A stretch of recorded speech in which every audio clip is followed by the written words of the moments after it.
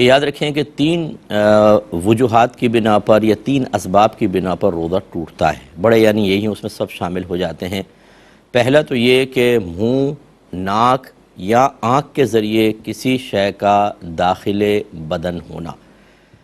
چنانچہ اگر آنکھوں میں آئی ڈراپ وغیرہ ڈالے، چاہے حلق میں ذائقہ محسوس ہو یا نہ ہو، اس سے روزہ ٹوٹنے کا حکم ہوگا۔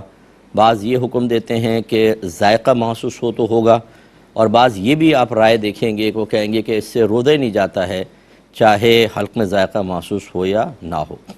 تو ہمارے نزدیک ہم اس میں احتیاط کا حکم دیتے ہیں، کیونکہ آنکھ اور حلق کے درمیان ایک روٹ یا پیسیج ہے باقاعدہ، میڈیکل سائنس یہی کہتی ہے۔ اسی وجہ سے آپ کو ذائقہ بعض اوقات محسوس ہوتا ہے۔ ہم سرما لگاتے ہیں تو اس کا بعض اوقات تھوک کے ذریعے اس کی سیاہی آتی ہے باہر، اس کا مطلب ہے کہ آہستہ آہستہ چیز اندر پہنچ جاتی ہے۔ تو روٹ یا پیسیج باقاعدہ موجود ہے۔ یہ اس طرح نہیں ہے جس سے انجیکشن لگائیں تو مساموں کے ذریعے یا رگوں کے ذریعے کوئی شے اندر داخل ہو، تو لہٰذا اس میں احتیاط کرنی چاہیے اور بہت احتیاط کریں۔ اس طرح ناک سے کوئی چیز اندر گئی، منہ سے گئی تو روزہ ٹوٹ جائے گا۔ چنانچہ بعضوں کو انہیلر یوز کرتے ہیں، اگر کوئی دوا یا غذا منہ کے ذریعے چلی جائے گی تو روزہ ٹوٹ جائے گا۔ اسی طرح کوئی ایسی دوا سونگھنا کہ وہ دماغ تک پہنچ جائے تو روزے کو فاسد کر دیتی ہے۔ اور ابھی تو ضمناً عرضی کر دیا کہ اگر انجیکشن یا ڈرپ لگائی تو اس میں اختلاف ہے۔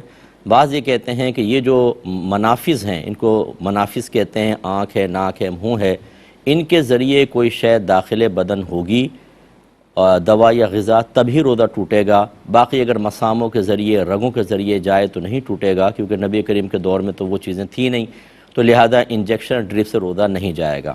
اور بعض یہ کہتے ہیں کہ روزہ ٹوٹنے کا اصل سبب یہ ہے کہ جب ہم دوا یا غذا کو اندر اتارتے ہیں تو دوا ہمارے بدن کی اصلاح کا کام کرتی ہے اور غذا تقویت فراہم کرتی ہے۔ چنانچہ کوئی بھی ایسی چیز جسم میں کسی بھی جگہ سے داخل ہو جو اصلاح اور تقویت کا سبب بنے، وہ روزہ توڑ دے گی۔ جو یہ لاجک رکھتے ہیں وہ یہ کہتے ہیں کہ انجیکشن اور ڈرپ سے روزہ ٹوٹ جائے گا۔ اب عوام کیا کرے؟ تو ہم یہ کہتے ہیں کہ اگر بہت شدید ضرورت ہے، ڈاکٹر یہ کہتے ہیں کہ آپ ڈرپ لگائے بغیر یا انجیکشن لگائے بغیر روزہ پورا ہی نہیں کر سکتے، تو علماء کے اختلاف سے فائدہ اٹھاتے ہوئے ان علماء کے قول پہ آپ چل سکتے ہیں جو کہتے ہیں کہ ڈرپ سے اور انجیکشن سے روزہ نہیں جاتا۔ اور اگر اس کی ضرورت نہیں ہے، آپ ویسی بھوک لگ رہی ہے، کچھ کسی ڈاکٹر نے کہا آپ ایسے اگر ڈرپ چڑھوا لیں تو روزہ بڑے آرام سے گزر جائے گا، تو پھر اس میں احتیاط کریں، پھر ان اکابرین کے قول کو فوقیت دیں جو انجیکشن ڈرپ سے روزہ ٹوٹنے کا حکم دیتے ہیں۔ یعنی دونوں اقوال کو لیں گے، لیکن موقع کی مناسبت سے کبھی اس پر اور کبھی اس پر، جب سخت ضرورت ہو تو اس پر عمل کر لیں، ورنہ پھر ٹوٹنے والے قول پر عمل کرنا ہی بہتر ہوتا ہے۔